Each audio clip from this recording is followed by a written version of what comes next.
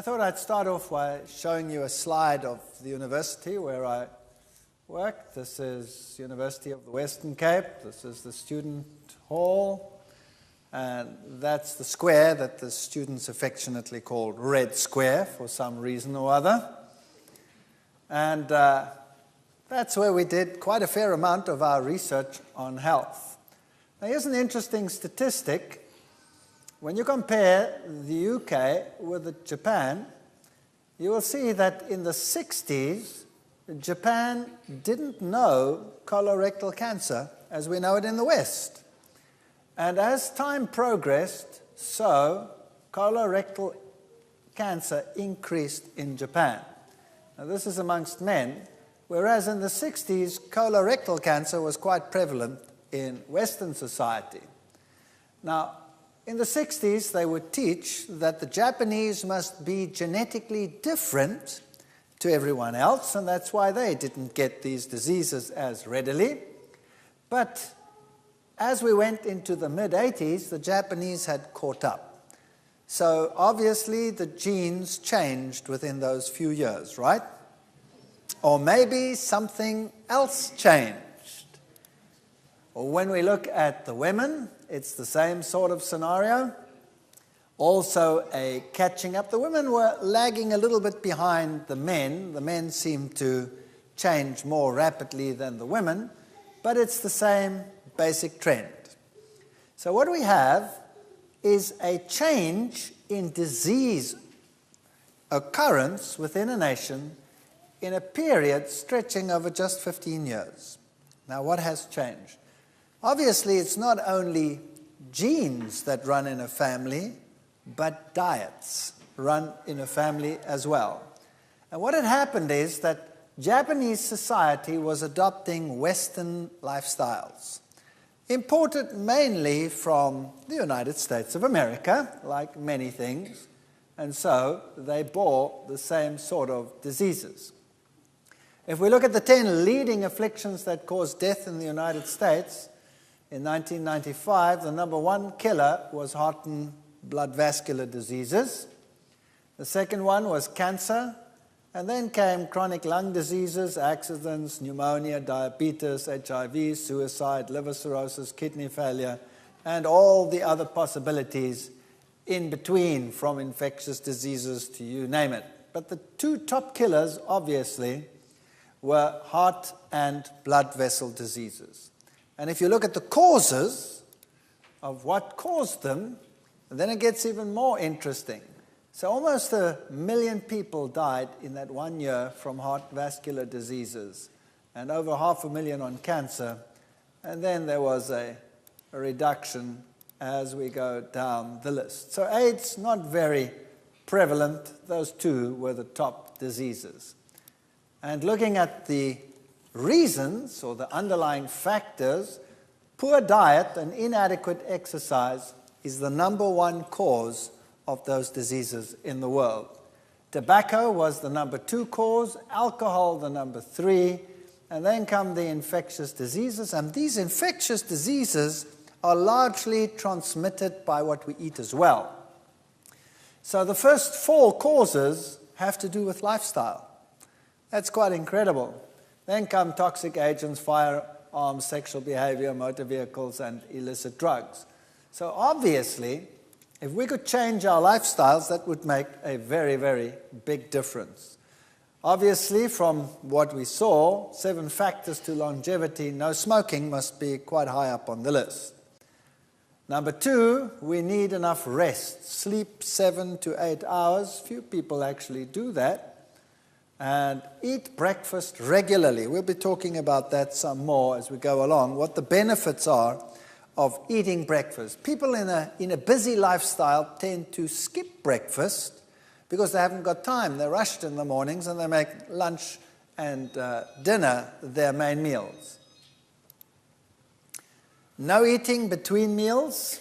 That is a very important criteria. If you don't eat between meals, you don't have to start the process all over again. Leads to much fermentation. We'll deal with that issue as we go along. Maintaining a proper weight is important.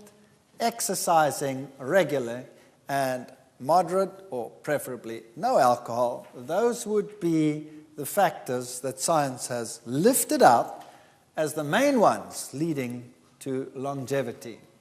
Here's an interesting statistic. How many patients are killed by their cures?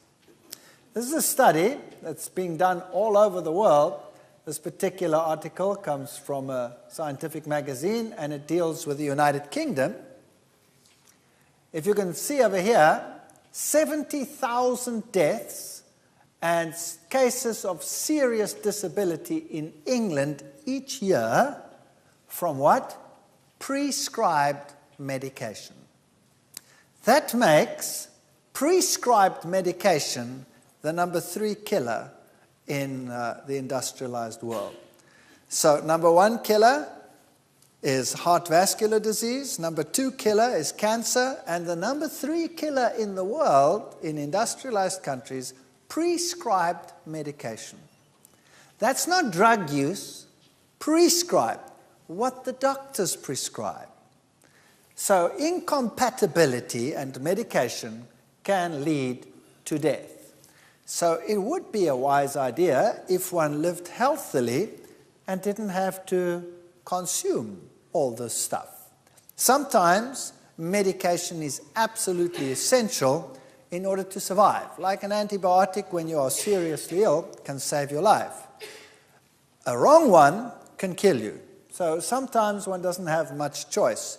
But if you were healthy and you could avoid many of these things, that would be the best of all.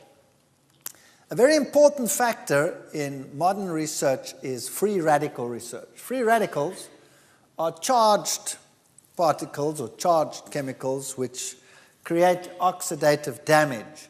And we can mop them up by having the right components in our diets. Vitamin pill fails to fend off cancer. This was an article in the New Scientist magazine.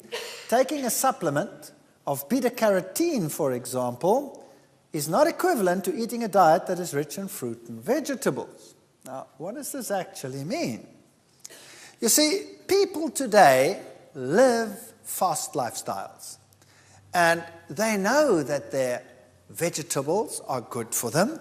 We always tell the kids, now eat your broccoli, and the kid says, bah, I don't want to eat my broccoli. Eat your carrots, and the kid says, bah, I don't want to eat my carrots. And so we have this problem.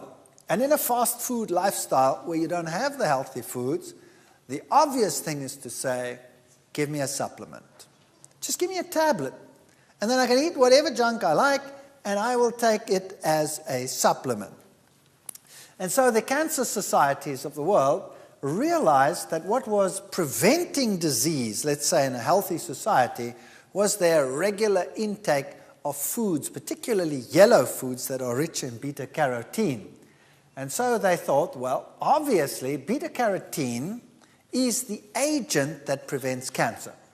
And so they made a tablet with beta-carotene and decided to sell it to people as a preventative for cancer. And the first test they did was to give it to people that smoked. And they sold these things as anti-cancer foods. Fortunately, you still have some laws in this country and other countries where they say you cannot make a claim that something will prevent cancer without scientific proof that it actually will do so. That makes sense, doesn't it? So what they did is they told the companies that they cannot state on their product, this will prevent cancer. You first have to prove that it prevents cancer. So 2 studies were done in the world, a Finnish study and a Corette study, where they gave extracted beta-carotene to patients, to smokers, to prevent lung cancer. And the study was to run for a 10-year period, and they were convinced that those who took the beta-carotene would be protected against cancer. Well, they stopped the Finnish study after some 8 years because they started realizing something very strange. After a period of time, it became evident that those patients or those people, those smokers who received the beta-carotene, actually had more cancer than those who got a placebo. That was interesting. So quickly they stopped the correct study, which was supposed to run for a number of years, 10 years. They stopped it after 4 years. And they did the statistical analysis, and lo and behold, the same thing. After just 4 years, it was very evident that those who received the beta-carotene had a higher incidence of cancer than those who didn't. Oops! So the tablet didn't do the trick. And this was a serious issue. So the magazines and the medical articles came out. Here's one in a German news magazine. Gefährliches Beta-Carotene, dangerous beta-carotene. And it will cause major problems and actually lead to an increased incidence of cancer. Well, why does this happen? Obviously, beta-carotene is good for you, because everybody knows that people with diets rich in beta-carotene are less likely to get cancer. See, the problem lies in the enhancement of activity through a combinations of natural foods. In normal foods, you have combinations of E's and C's and other compounds. So if you bite into a carrot, you get lots of beta-carotene, but you also get lots of flavonoids, another group of compounds that can increase the reducing capacity of a vitamin 20 to 50-fold. That means that if you have a positive side effect of these nutrients, that they act as antioxidants themselves and also boost the activity of whatever you are taking. So basically, if you want to have vitamin E, the best way to take it is in a food that is rich in vitamin E. So, for example, wheat germ oil is very rich in this product. 1 teaspoon, 83% of your recommended daily allowance. Sunflower seed oils, all the seed ones are rich in vitamin E. And they even list margarine. We'll come to these later. Blueberries are quite rich, mustard greens, soybeans, and wheat germs. And a list of the top 10 antioxidant fruits and vegetables are strawberry, plum, orange, red grapes, kiwi, grapefruit, white grapes, banana, apple, tomato. Those are the ones. But this doesn't mean that the others are not important. All of them are important, but these are very rich in antioxidants. And the vegetables are garlic, kale, spinach, Brussels sprout, alfalfa sprouts, broccoli, beets, bell peppers, onions, and corns. Although I wouldn't put corn as a vegetable, I'd put it as a grain. Nevertheless, those are sort of recognized as the top ones. So if you want to have a vitamin supplement, there it is. That's the best vitamin supplement in the world. It gives you a balanced combination of all these components and is what we really need. Phytochemical research and health is booming in the world today. And there's a lot of argument about this issue. But I thought it would be perhaps a good idea if we went through this little exercise together. What is a phytochemical? Phyto is plant, chemical is a chemical. So phytochemical or chemicals in plants. That's basically what it means. And in plants, besides the nutrients like the carbohydrates, the fats, and the proteins, you have a lot of these phytochemicals. And some of these phytochemicals are anti-carcinogenic. They fight cancer and they prevent diseases. So phytoestrogen, for example, is a very important phytochemical. And many plant foods contain phytoestrogens. Now, don't get confused. A phytoestrogen is not the same as a normal estrogenic hormone in the female. Women produce estrogen, the female hormone, and men that consume phytoestrogen won't suddenly become effeminate. Definitely not. These chemicals are similar to estrogens, but they're not the same. Now, a woman, for example, in menopause will have all kinds of symptoms that are debilitating. And so she will go to the doctor, and the doctor will prescribe hormone replacement therapy. Isn't that right? And he will prescribe estrogens to replace the natural estrogens that have been taken out of the system. What happens then is that you are supplying a synthetic or extracted estrogen to take the place of what you have lost, and it has been found that that estrogen is carcinogenic. And so your risk of breast cancer is greatly increased when you take those type of estrogens. Now, plants contain natural estrogens, which are not like mammalian estrogens, but they compete for the binding site, and strangely enough, these are anti-carcinogenic. And so women and men need these phytoestrogens in their diets. Health benefits of diets rich in phytoestrogens would include, for example, prevention of breast cancer. Gentlemen, in case you thought that that only applied to women, prostate cancer and other cancers are prevented by phytoestrogens. Heart disease and stroke, osteoporosis, menopausal symptoms, brain diseases linked to aging, Alzheimer's, and all of these can be retarded greatly by phytoestrogens.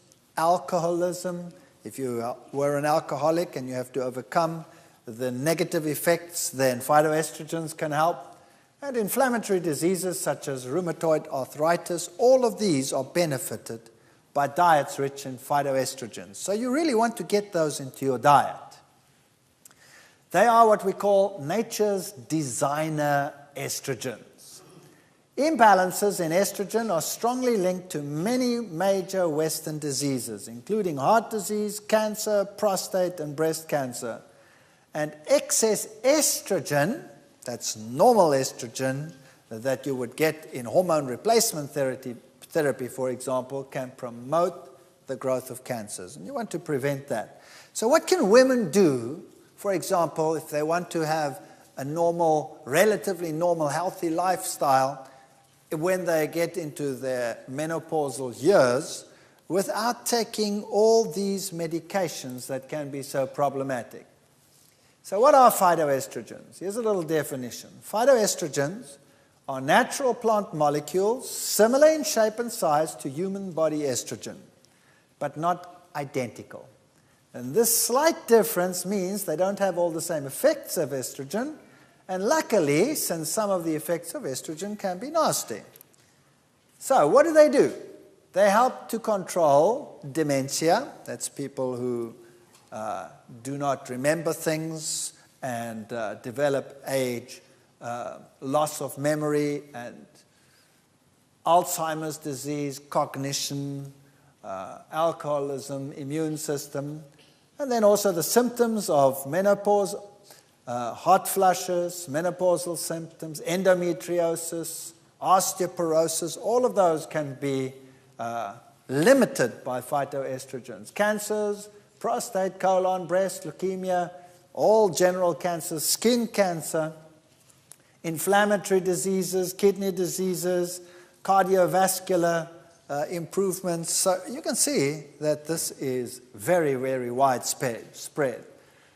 Lately, because the name is phytoestrogen, there have been some articles which would suggest that plants rich in phytoestrogen can be a problem and cause disease, like, for example, the soybean.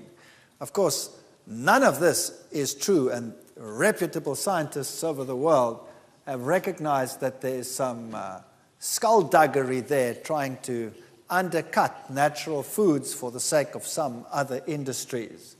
So don't believe everything that you read. If you want to know exactly what it is that has been isolated as the key component in some foods, for example, Brussels sprouts, has a compound which is known as sinigrin, and broccoli, sulforaphane, and also diethiotones, etc. So there are all the citrus fruit contains limoline, and so we have certain foods, phytic acid in grains, for example. These are some of the compounds that occur in these products. And they can work at different levels. They can either prevent carcinogens from actually doing their thing, or once they've actually initiated the cancer process, they can prevent it by preventing tumor promotion through oxidative damage or prostaglandins or steroids or any one of those. Here's a little list for you. Garlic, for example, is rich in sulfides, monoterpenes, triterpenes, phenolic acids. The herb teas in general are rich in flavonoids, glucerates, coumarins, phenolic acids. Soybeans can see a very good spread. Grains have a very good spread. Cruciferous vegetables, that's all your cabbage family. Cabbage and broccoli and Brussels sprouts and all of those are one of your best anti-cancer foods. In fact, if it wasn't for the cabbage, the Germans wouldn't exist anymore. And your umbelliferous vegetables, that's your carrots and your celery and your parsley, and all of those are also very, very rich in these foods. So yes, garlic is, for example, number one on the list of it in terms of power. But if you have a date, for example, you could go for the cruciferous and you'd find everything there in the cabbage family that you will find in the garlic. Every single one of those components. Perhaps not so much, but at least you don't blow your partner away.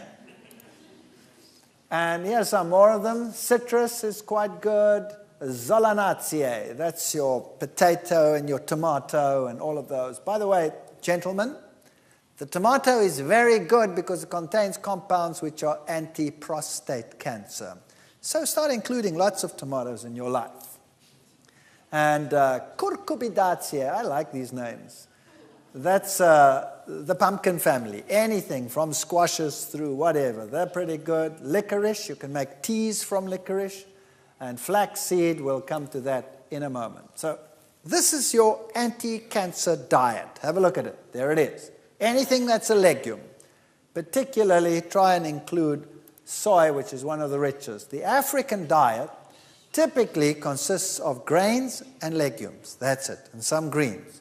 And they had none of the Western lifestyle diseases until they became urbanized.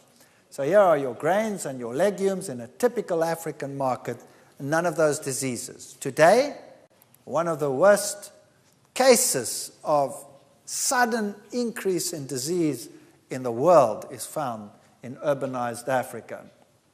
Nuts and seeds, sprouts, these are anti-cancer foods. There's your anti-cancer garlic.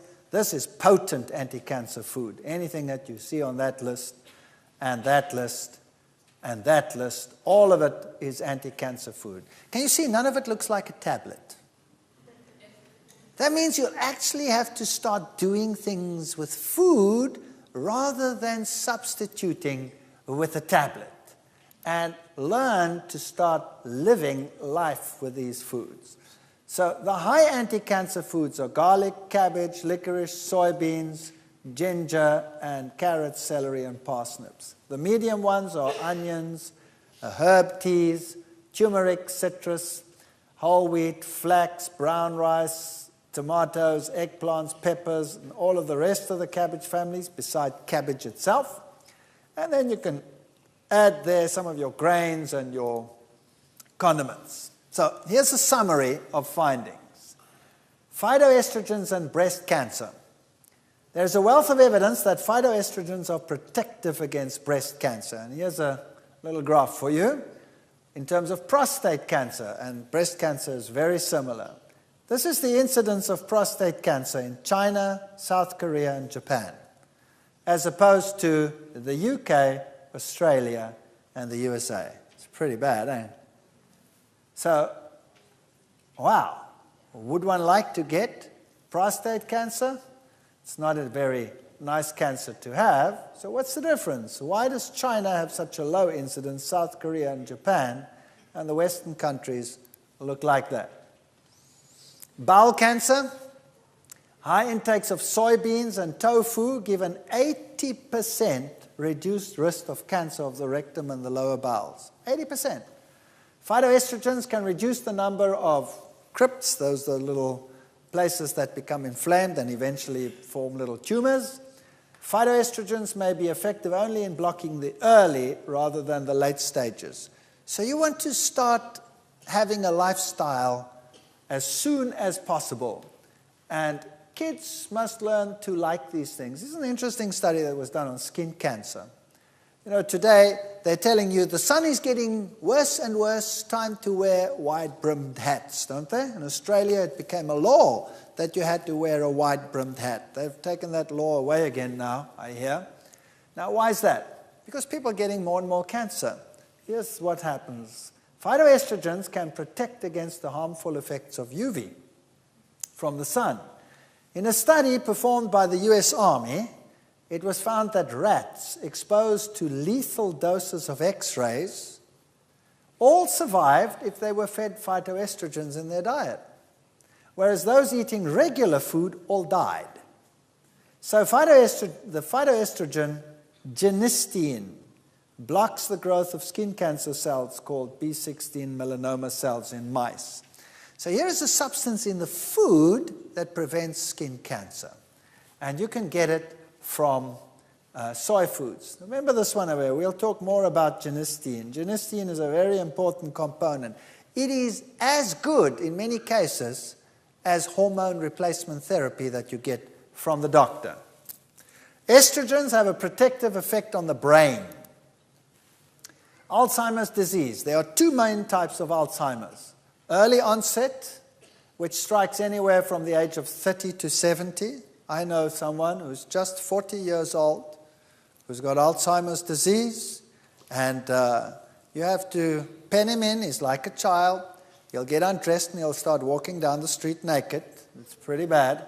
And he's only 40 years old, and he was a headmaster of a school.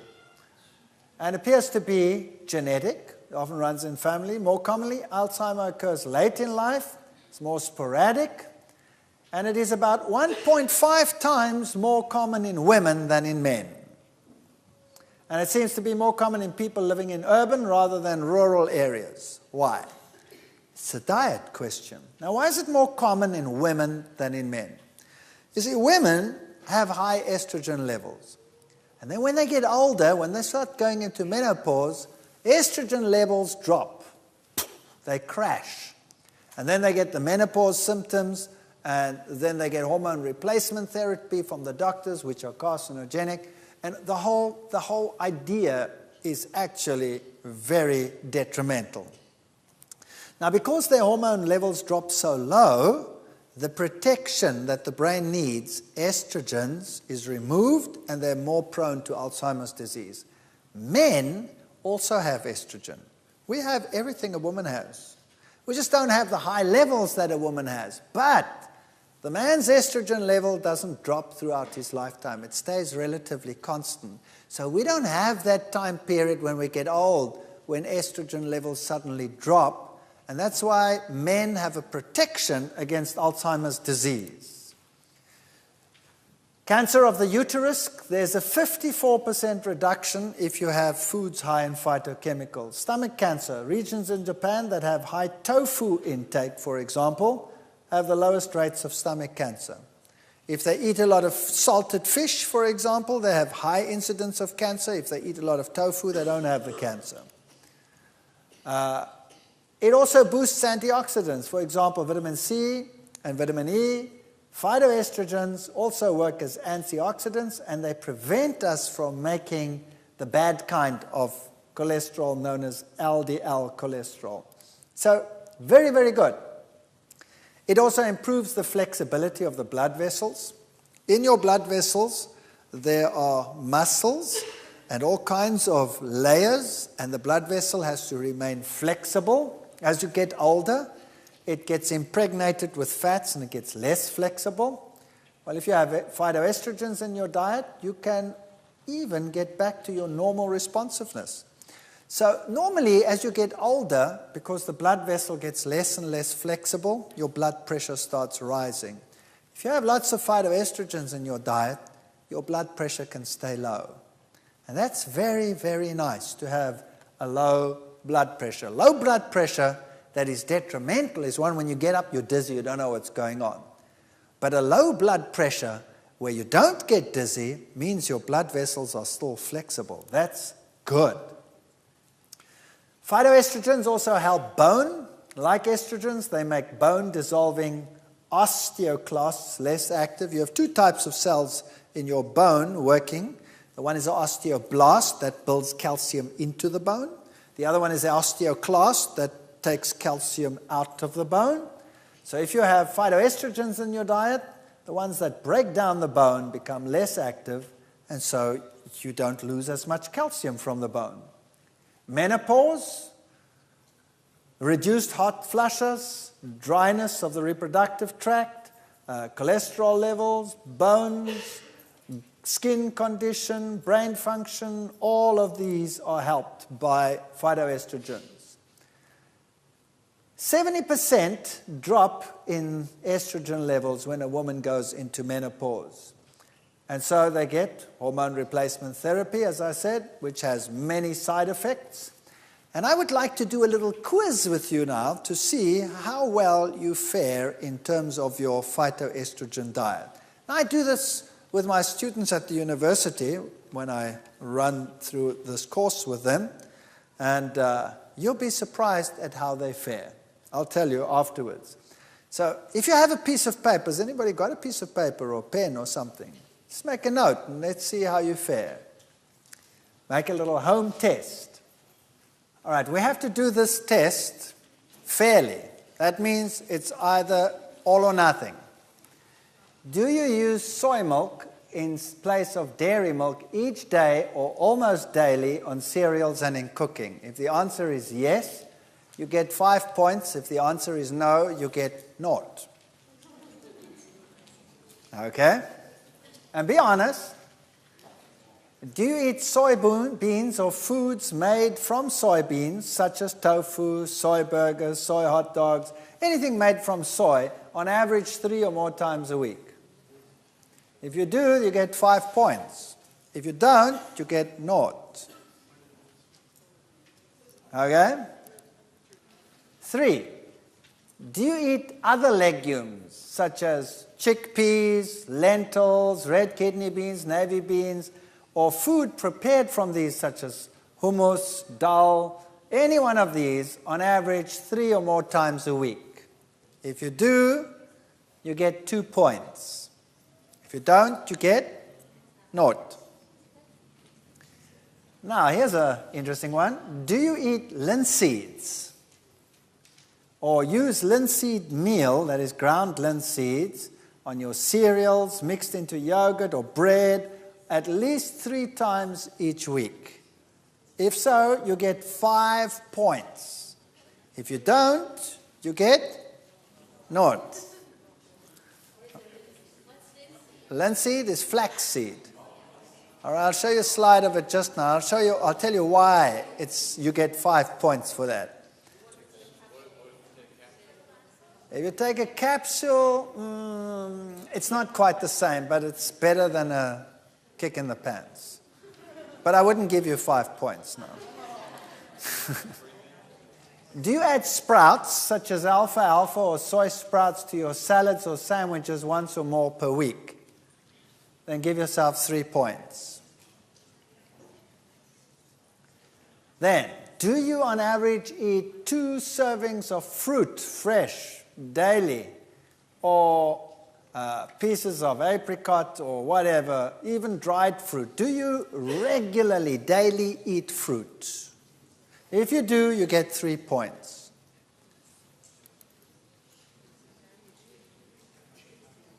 And then, do you on average eat at least 5 servings of vegetables of a variety of colors each day?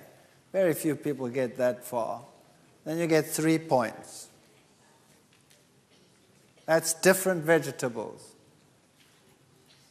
Then, if you use wholemeal grains, in other words, no refined flours, if you use wholemeal, 3 or more servings each day, everything whole grain.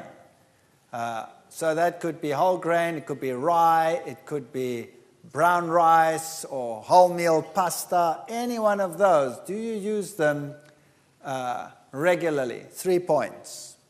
If you eat nuts and seeds, nut butters, even including peanut butter, at least 3 times a week, you get 2 points.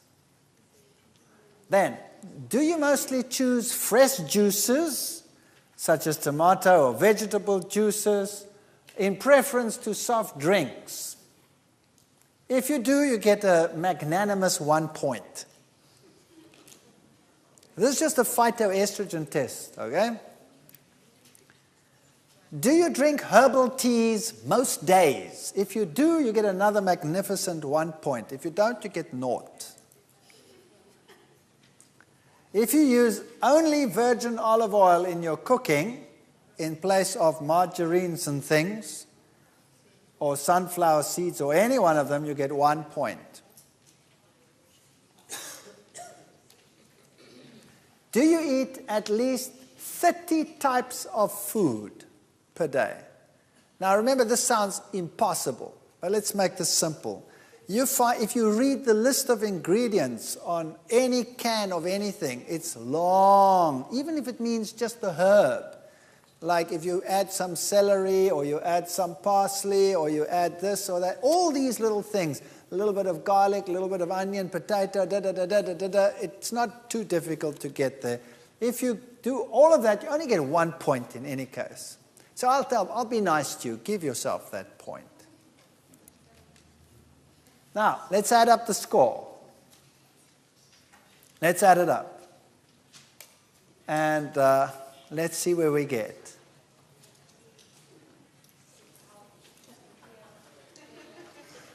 All right, let's see what happens.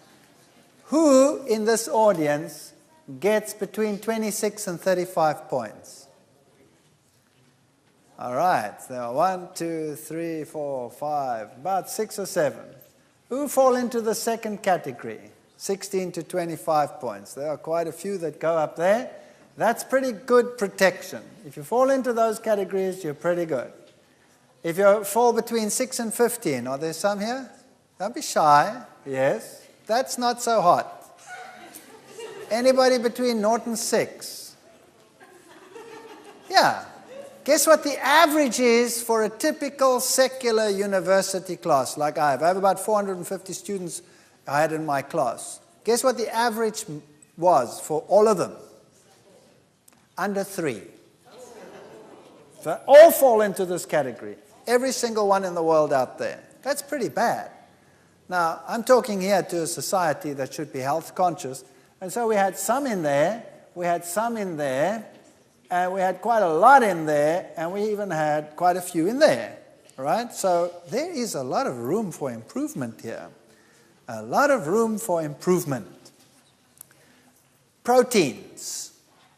How much protein do you actually need? Well, let's just backtrack. Number one, if you want to be healthy, you have to have a variety of foods in your diet of plant origin, and that will supply phytochemicals, right? That was the 1 point. Second point, now we're going to deal with the bulk dietary foods in what we are eating. Number one, proteins. How much protein do I need? Well, the World Health Organization, the United Nations University, and the FAO say that adults need 0.75 grams per kilogram per day. Now, that's very little. I know that you work in pounds, so it's about 2.4 pounds to the kilogram, if I am correct there. And you can work it out, how much you actually need. You need very, very little protein. But mankind actually consumes vast quantities of protein.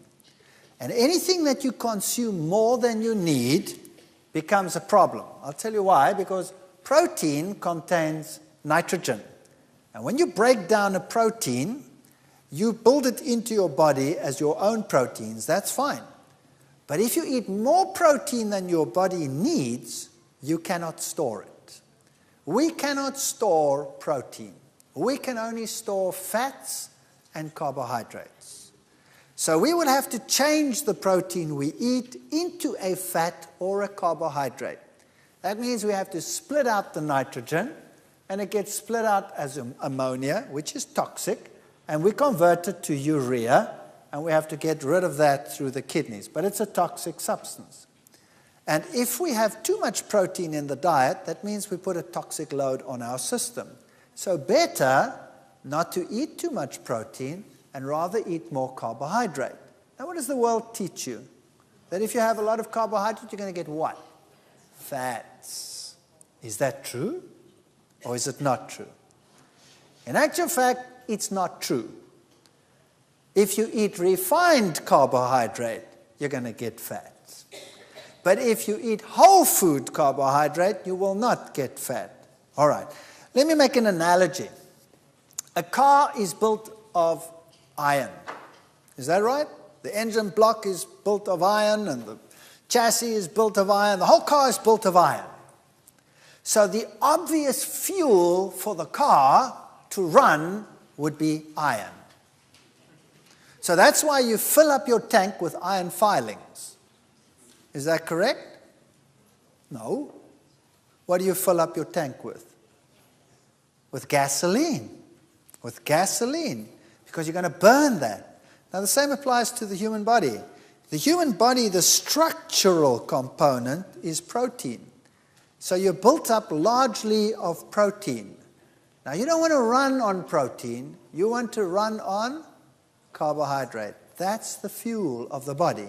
And when you burn the fuel in the body, you produce carbon dioxide and water. The water is useful to you. The carbon dioxide, you go, and it's gone. Right?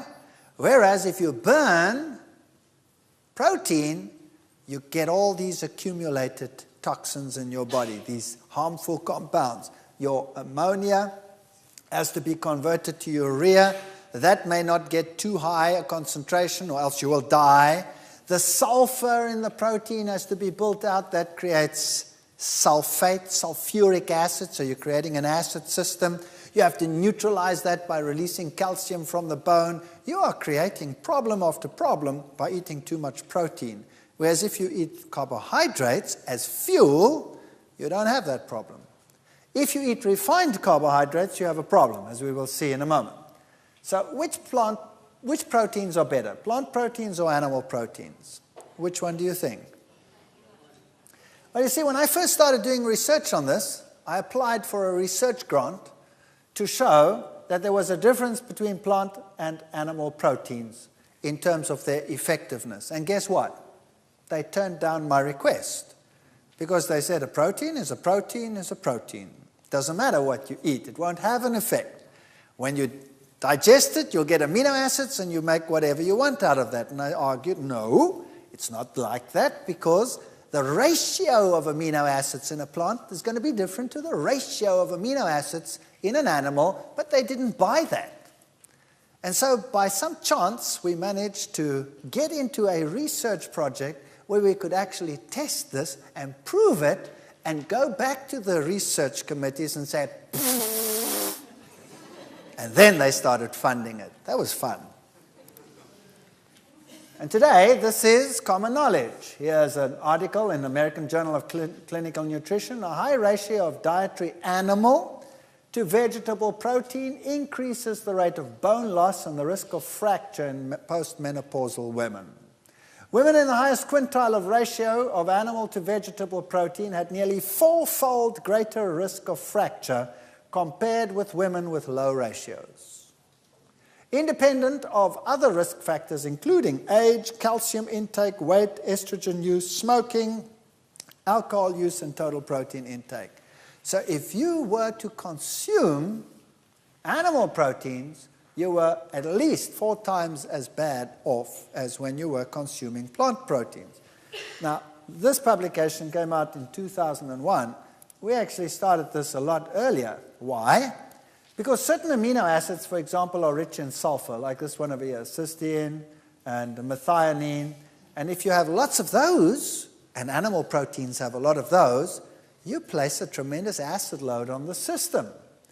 You see, plant proteins contain more branched-chain amino acids than do animal proteins, and they are easier to digest than animal proteins. If you have branched chains on your amino acids, then your protein is nice and loose. It's globular.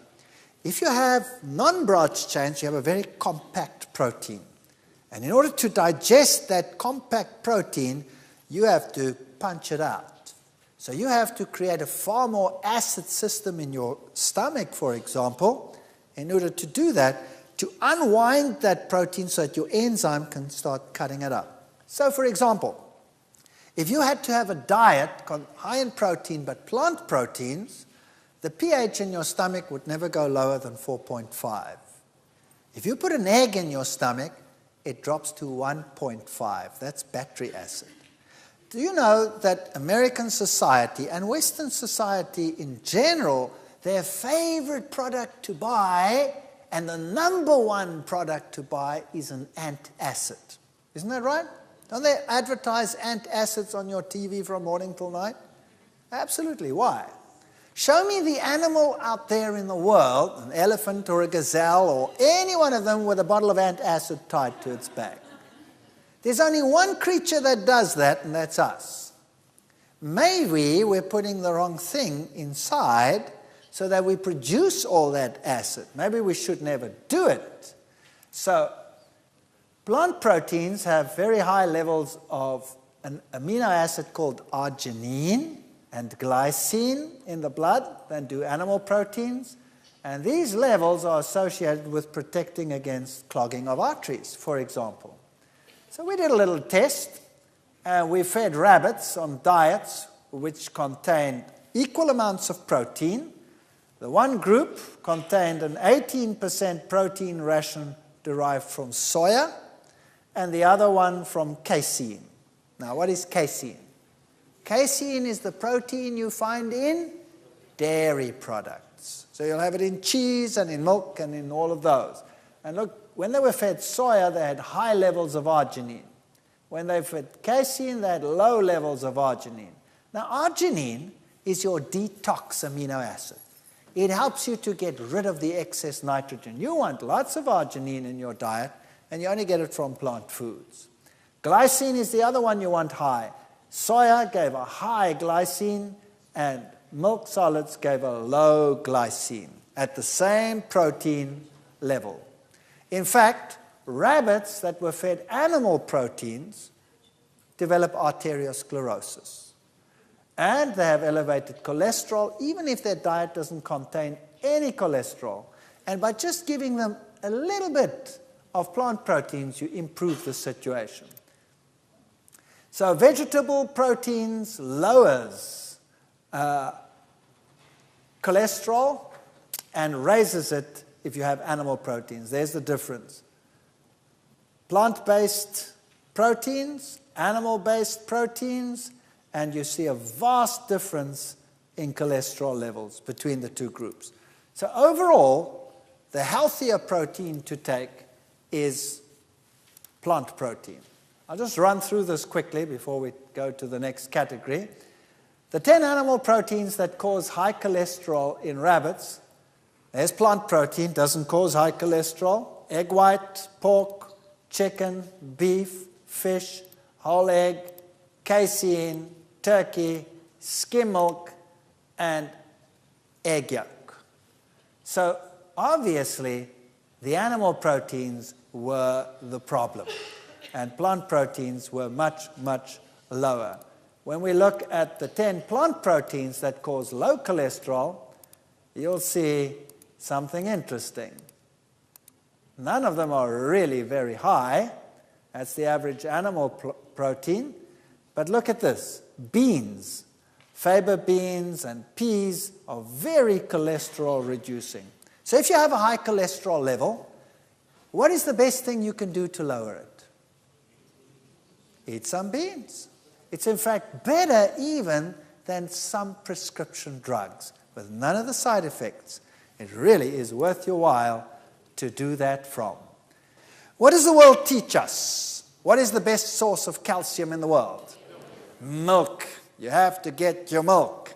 Now, I'm not going to deal with that in detail. We'll be doing that tomorrow. There's an interesting lecture coming. Don't miss that for anything in the world. It's fun.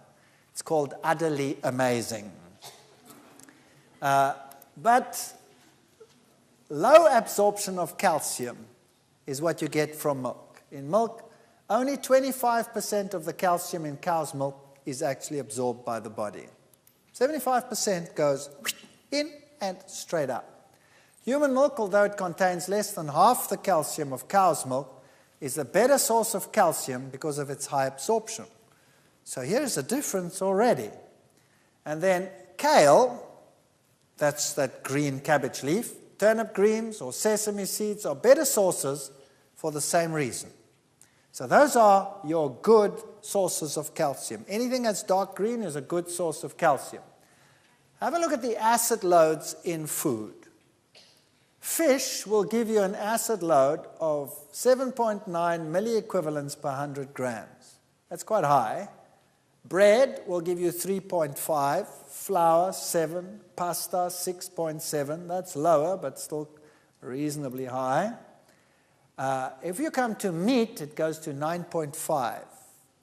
Now, when you go to cheeses, low-protein cheeses, 8, and high-protein cheeses, that's mature cheeses, generally speaking, 23.6.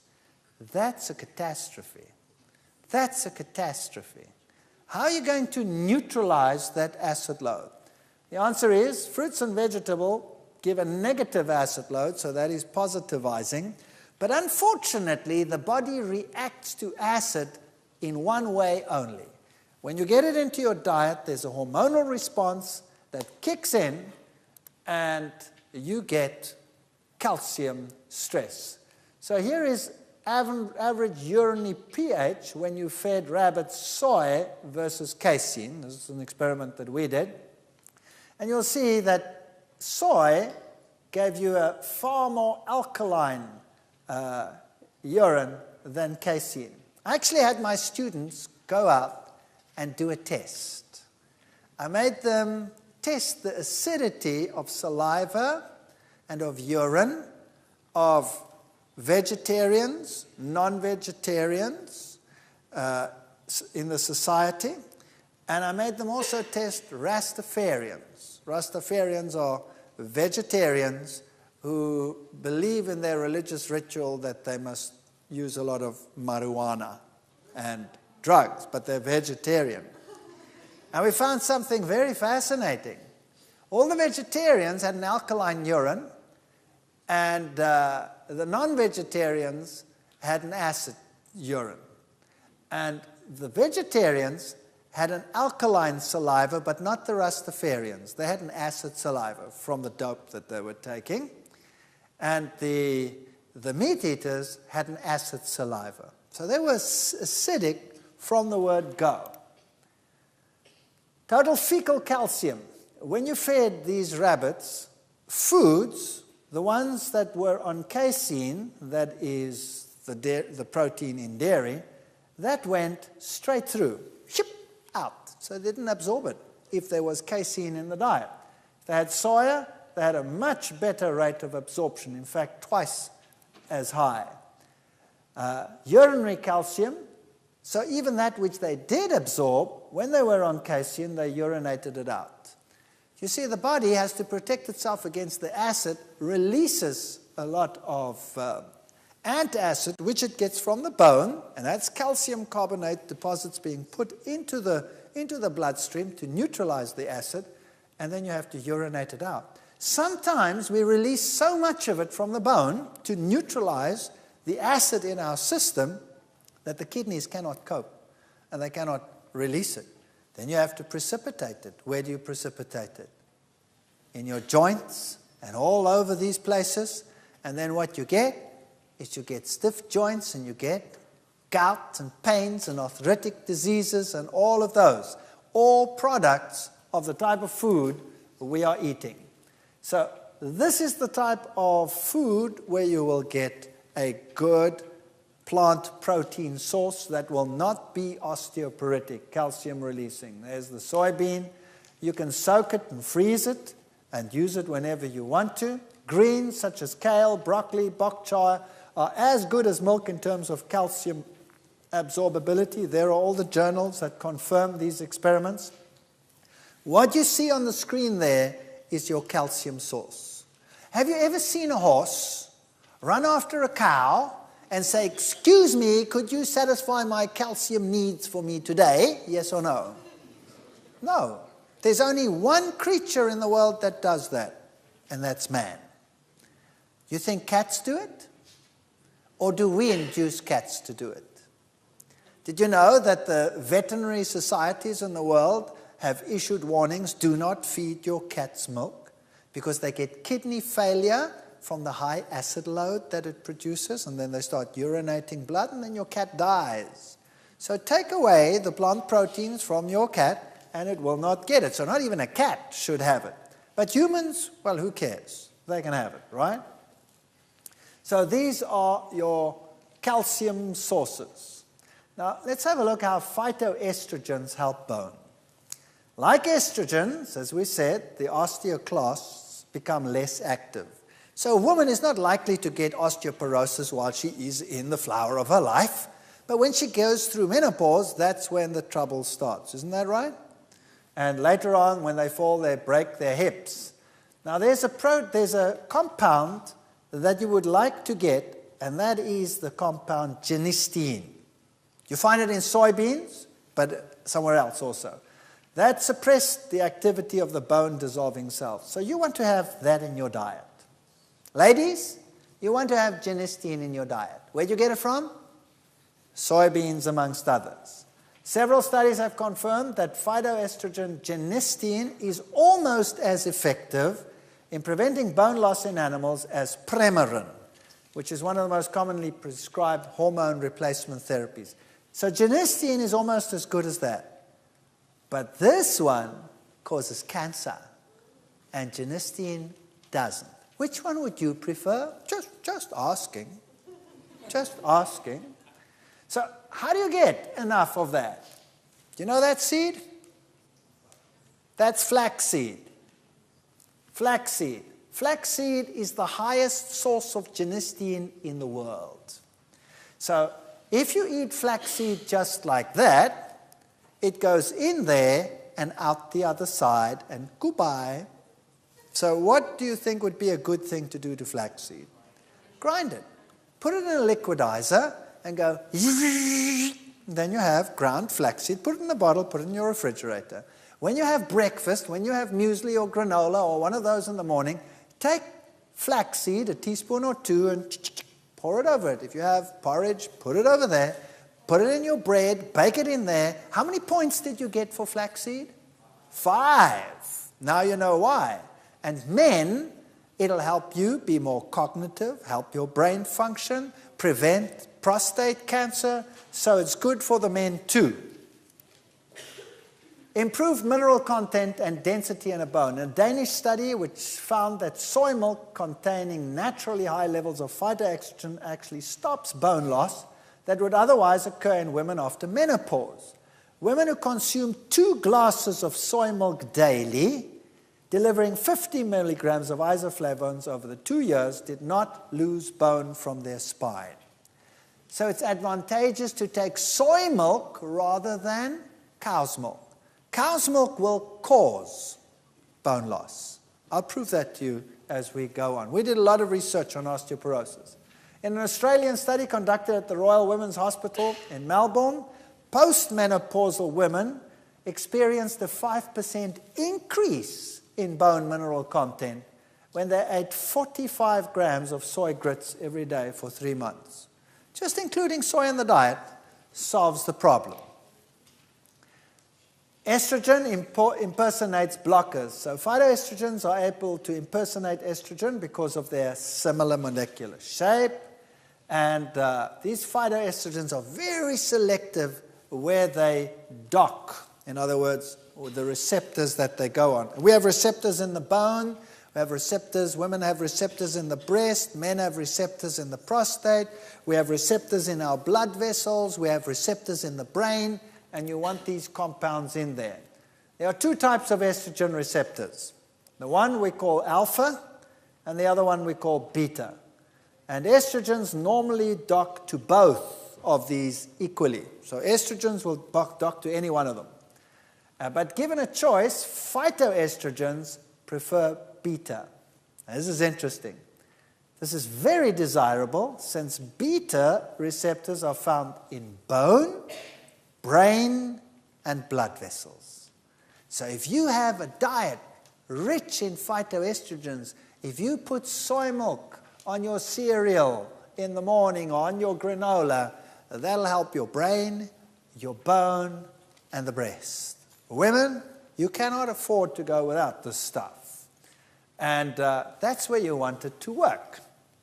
By the way, Korean women are known for the fact that they don't experience the typical Western menopause symptoms. While the Western women are hot flushing and exhausted, the Korean women are, after retirement, off overseas on holidays. And, people say that all this soy will cause mental debility. Have you heard of that one? Have you ever read that soy products cause brain problems? The contrary is true. They say your kids will become stupid. My question is, why do the Koreans win the mathematics Olympiad every year? Because they are quite sharp up there, and their diet definitely contributes to that. Now, carbohydrates, what to avoid and not to avoid. These are two groups of rats, and they're equally old. These rats over here on the left are alive and well. They're being held by the tail there. You see they're pulling at their tail. They're investigating these that look like moth-eaten mothballs. The tails are limp. They are at the point of death. Now, what's the difference between these two groups? They're equally old, and they ate exactly the same food. But this group over here lived only half as long as this group on the left. What was the difference? One difference alone.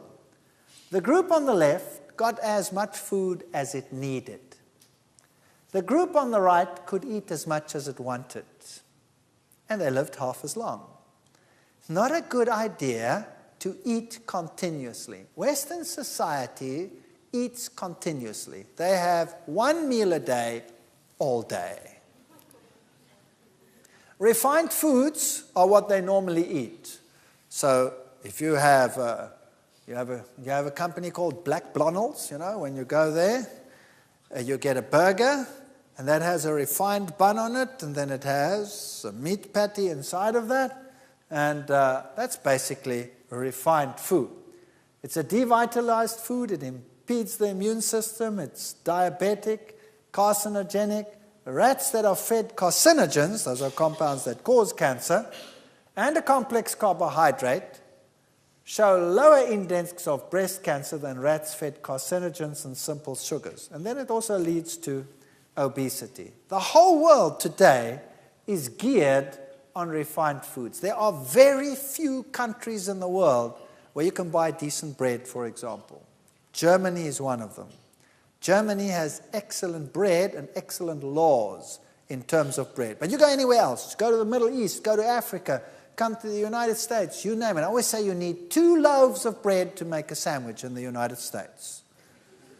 You put whatever you put on the one and on the other, and you take the 2 loaves and you squeeze them together, you have one sandwich. It's just air and no fiber. In a typical grain, you have the white flour, then you have the bran layers on the outside, and then you have the germ. Now, in the old days, they used to put this in a stone mill, and they used to grind it. And everything was ground together and inseparable. These days, they don't do that anymore. Firstly, it's very labor-intensive. Secondly, you only get a little at a time, so you need something that's a lot faster to feed all the people that we have. So what do? They have roller mills, where they don't work with stones, but they work with rollers. So as the grain comes shooting in through the first rollers, the rollers are set so far apart that the grain is cracked. And it cracks the outer layers off. And they fall down on the one side in piles and piles and piles of bran. The white flour, then as the rollers come tighter and tighter together, comes sifting down and forms the white flour.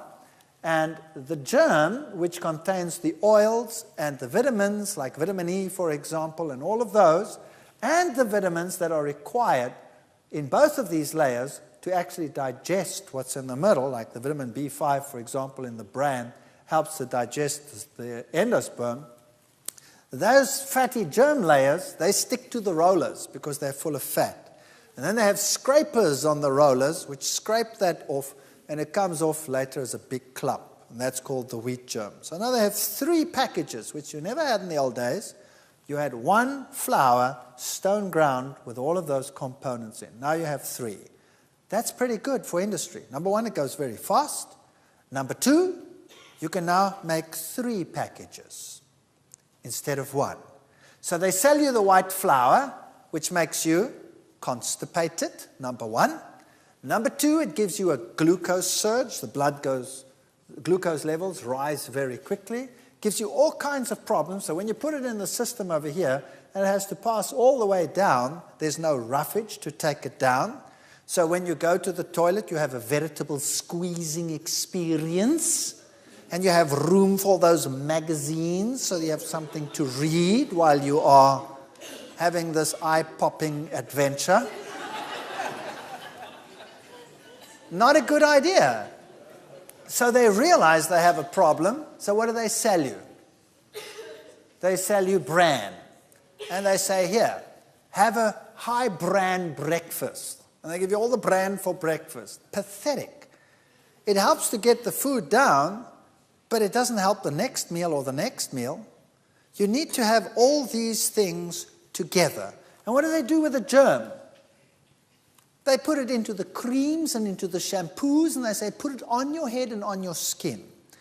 And when you erupt in all kinds of pimples and boils and carbuncles and varuncles, you put it on the outside. Why are you erupting in the first place? From the toxin that's on the inside. So we have all kinds of solutions for this terrible problem. And junk food is bad news. A gut feeling. If you thought junk food would merely make you fat, think again. You could also be fattening a hungry mass of alien gut bacteria that may repay you with bowel disease or even cancer. So, the study shows that meat consumption rises from 60 to 600 grams per day. Sulfates, that's what we spoke about, in the urine, double. That causes calcium loss. And sulfites in the feces increases tenfold. Now, what does that mean? Right, in your intestine, you have certain bacteria. And you want to have healthy bacteria. Do you remember they always tell you that if you run low on bacteria, what should you eat? Yogurt. Now, what type of bacterium do you have in yogurt? Lactobacteria. Now, after you are weaned, you don't need lactobacteria. You're not supposed to have lactose. Which animal still consumes lactose after being weaned? None. But lactobacteria are better than no bacteria. So they say that's how you augment it. But that's not what you really want. The type of bacteria you want is known as a methanogen. Those are the healthiest ones. There's a big study done at the Dunn Nutrition Center at Cambridge University. So let's say you're eating your proteins and your carbohydrates, and then you have bacteria that help ferment these things, and they produce various compounds. Now, the most common compound that you would find is the carbon dioxide production and the hydrogen production. That's if you have a lot of carbohydrates in your diet. If you, however, have animal proteins in your diet, you get a lot of sulfurs forming, like I've explained. Now, that changes the bacteria. Bacteria that can handle the sulfur are called sulfate-reducing bacteria. So if you have a high meat diet, you will have a lot of those bacteria in your gut. If you have a high plant diet, you will have a lot of methanogens in your diet, in your intestines. Now, when they break down the products, they produce a gas, which is methane. So if you have these, they will produce sulfides, which are toxic and cause cancer. Now, there's one way of telling which one of those you actually have. Methane is explosive, but it's generally odorless, right? whereas the sulfur ones contain, well, this noxious sulfur compounds. Have everybody ever dropped a stink bomb? That's hydrogen sulfide. It's pretty smelly. So if you are feeling airy one day, notice the aromatic experience, and that'll tell you what type of bacteria you largely have in your intestines. You can be explosive and odorless, that's fine. Sometimes if you eat abnormally or in between meals, you will also have acid production and you'll also have a shift in bacteria. To have a healthy gut, get methanogens in there. And if you explode, so what? Nobody will notice if it's silent. Here is colon cancer and mortality. This is roughage in the diet. And notice the more roughage you have in the diet, the lower the incidence of cancer. So you want that roughage to be in your diet. If you don't, you get what we call diverticulosis. This is what happens when you sit on the toilet and the eyes come out during the process. The same happens in your gut. You make balloons as you put the pressure on. And it forms little sacs. And eventually those sacs fill up with debris, and it can't get back, so it just hangs there, and then it gets inflamed and infected, and later you get colon cancer, and you get sick, and you're a big problem. Here's something else that's interesting. This is the response to a glucose meal. In other words, if you had to go and eat refined food, or kids, if you had to go and drink a glass of Coca-Cola, or drink a glass of any bubbly cool drink out there, the average Coca-Cola will contain 12 teaspoons of sugar per can. 12 teaspoons of sugar per can. Imagine the sugar load you give a little kid with a small body by knocking 12 teaspoons of sugar back in one go. What happens? Here is a glucose meal. Here's plasma glucose levels. So here's a glass of sugar water, and you're drinking it, and immediately up goes the glucose level in the blood. And then it has to be brought down, because if it doesn't get brought down, you will go into a coma. So the body responds by an enormous insulin release. So that's the response of insulin immediately after that glucose meal. And because the insulin level is so high, the glucose level drops like a rocket, and it drops to lower than normal resting level. Normally you're there, but because you've had too much insulin released, it now drops to that. We call that hypoglycemia, low blood sugar. And there is hardly an individual in the United States of America that doesn't suffer from hypoglycemia, because they have refined diets. Here's the same amount of sugar when you give a diet with fiber in it. So if you take that same amount of sugar and you added some oatmeal gum to that, or if you take a fruit juice which contains pectin, for example, which is a fiber, that fiber holds on to the sugar. So what happens is it never gets that high, and your insulin levels never get that high, because that sugar doesn't go into the blood. The fiber holds it in the gut. And as the food goes down the gut, so it releases it slowly, little by little by little. And the end result is insulin doesn't go so high, it stabilizes, and at the end of the process, you have about the same level as you had in the beginning. See? No hypoglycemia. Now what happens when you're hypoglycemic? Firstly, you get nervous, and then you crave something to eat, because you also get a sugar craving. And that's why you keep on noshing between meals. Now, I always tell my students, you will not come to my class after you've had a glass of Coke. You might as well stay outside. And you're not going to write exams for me if you ever drink a glass of Coke, because I will not take an excuse. I went blank. I couldn't remember anything. They always do that, right? Why they go blank? Because this is what happens. And they wouldn't believe me, so I said, well, let's test it. Let's get some rabbits.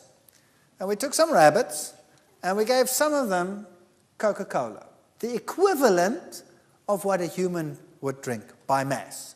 Now, the rabbits love it. And you know what? Some people say that's animal cruelty. And what do we do to ourselves? It's much worse. We do the exact same thing. That's what? Human cruelty? So is Coca-Cola human cruelty? So we give them a little Coke, and the rabbits drink it straight off the syringe. They go, and it's all gone. And some of them get water, and some of them get the same amount of sugar with pectin in, for example. That's the fiber in apple. And this is what happens. If they get Coke, the practical only lasts 3.5 hours, so I couldn't complete the experiment, but nevertheless was interesting. The high surge of blood glucose when they went on a diet here of plain glucose. Up it went. And then it came down slowly. After 3.5 hours, it still hadn't normalized. So that's okay. You have glucose levels in the blood. Glucose plus pectin, this one over here, started coming down nicely, regularly. Coca-Cola, boom, I even missed the peak there.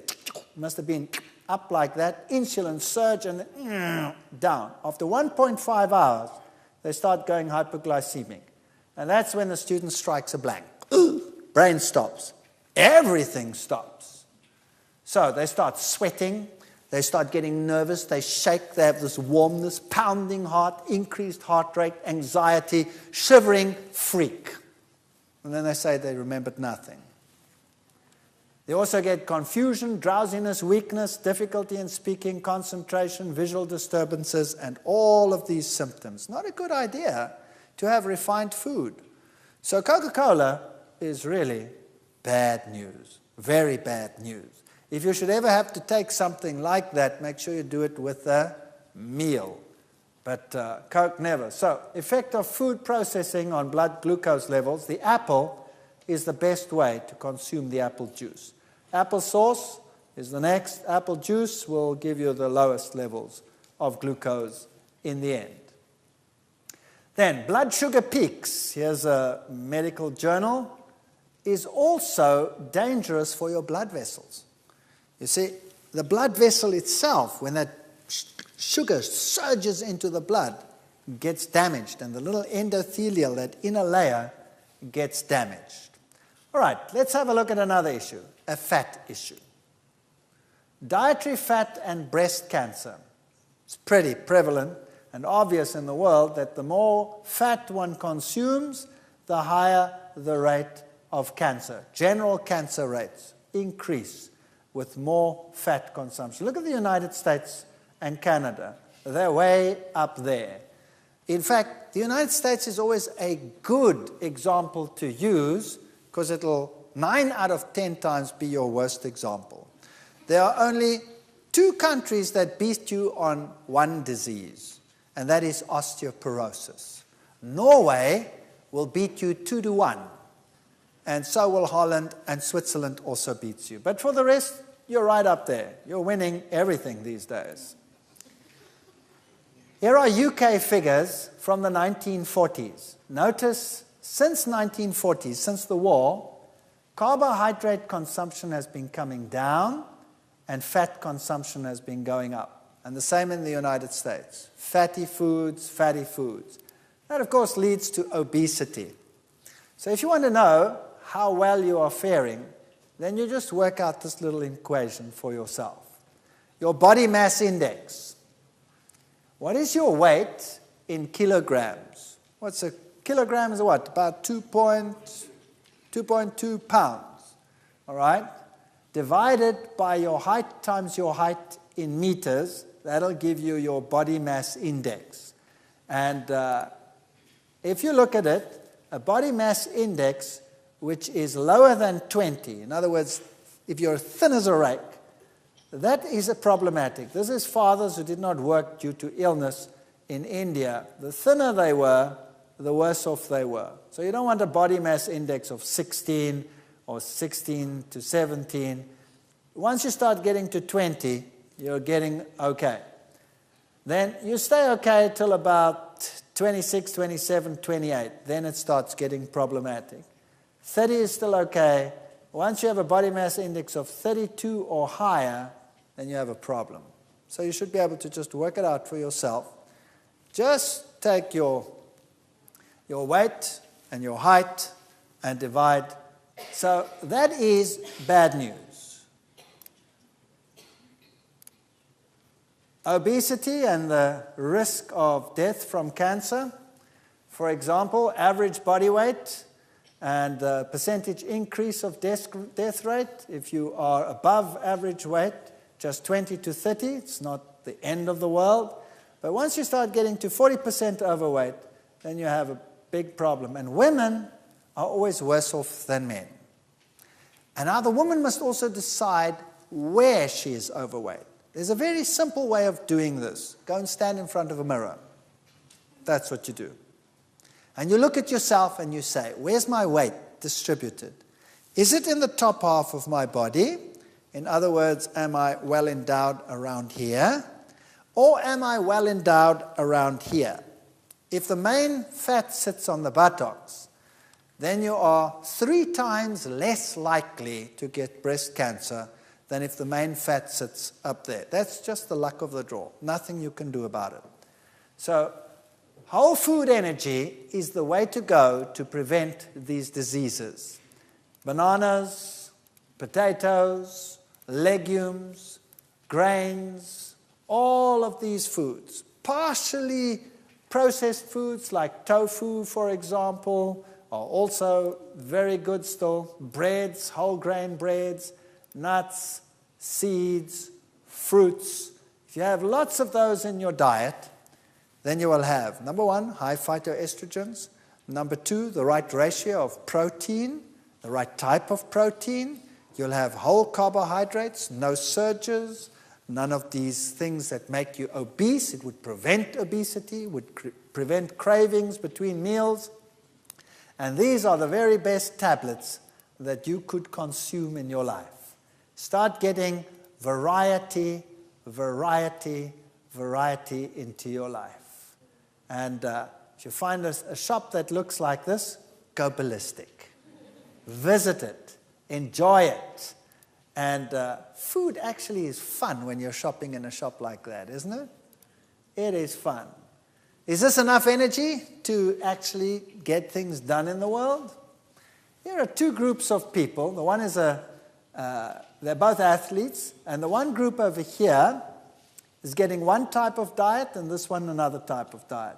The top group over here is getting a high carbohydrate diet. And the bottom group is getting a low carbohydrate diet. That means they're eating more meat products, for example. Now they start training. So they go for a jog in the morning for their training. They're training for a marathon. Notice that when they run, their glucose or their glycogen levels in the muscles drop. Boom. Now you're burning the energy in your muscles. You're running. Down they come. And now you go home and you start eating and you relax. The one on the high carbohydrate diet recovers to there by the next day. The other one only recovers to there. The second day they go jogging. They meet for training in the morning. Down comes this level, down comes that level. Now they recover during the day. That one goes to there, that one to there. Third day. Can you notice that the gap between the 2 is getting bigger and bigger and bigger? Now, this one is staying just below those levels. Now, if this one were to stop training for one day prior to the big match, where would he recover to? Easily back to his normal level. Isn't that right? In fact, he might even recover if he rests 2 days before the event higher than his normal level. Whereas this one would go that much, and the gap would always be tremendous.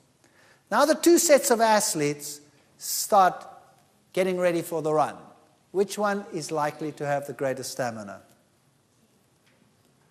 The top one, no doubt. So that is why athletes today have to go on high carbohydrate diets, or else they cannot compete in a competitive world. So glycogen is essential for prolonged exercise, and exhaustion is due to a reduction in muscle glycogen. And we need to make sure that glycogen stays high. Work, of course, uses it up.